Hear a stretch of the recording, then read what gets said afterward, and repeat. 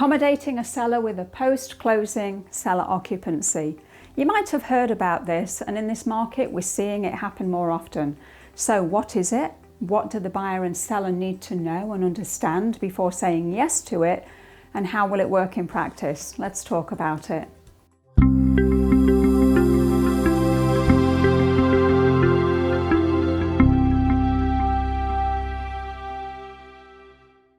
Hi, I'm Margaret Jackson with the Professional Agent Group at Keller Williams Realty. So absolutely, the most typical situation on a purchase agreement is that possession is taken by the new buyer immediately after closing. You know, usually the seller is out the house and the buyer leaves the closing at the title company with the keys. Well, in this market, what we're seeing is buyers competing for properties, and a lot of buyers have become a lot more flexible and are open to allowing the seller to remain in the home post-closing, giving the seller additional time to get moved out. Now, sometimes the length of time for that is requested by the seller up front and everybody knows what's being asked for.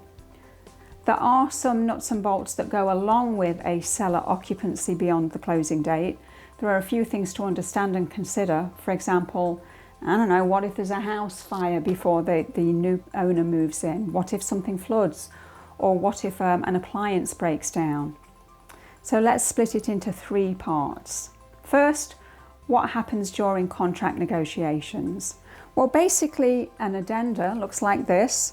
It's just a few lines long, states that the buyer and seller agree that the seller can remain in the property post-closing.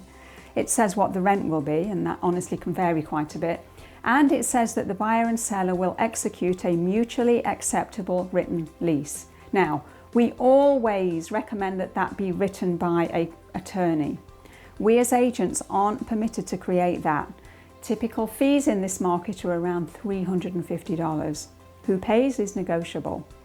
Second, the sales transaction then moves through as normal. Everybody does their inspections, the buyer does their walkthrough prior to closing, they go to closing and finish on the transaction just like any normal one, and at that point the work of the agents in the transaction is complete. In phase 3, now that written lease comes into being and into action. Now the new owner becomes the landlord and the seller, as was, becomes the tenant. And the lease plays out as was agreed in that term. Now at the end of that lease term, the seller tenant moves out and then the new owner can move in. So this can be a great tool for relieving the stress of a busy and competitive market. And it allows, honestly, both parties to ultimately get what they want, which is to move and settle in a timely way. It can eliminate double moves, for one thing, and it can give the seller a little bit of peace of mind. It doesn't mean, though, that the seller can remain beyond that agreed date. If something happens with the place they're moving to, they can't just say, well, I'm not moving then. That's where that lease comes in, and that's why everybody needs that up front. So if you've been delaying making a move because you're worried about how do you get it done in this market, or how do you not end up homeless, well, maybe a post-closing occupancy agreement would be a great tool for us to be talking about using.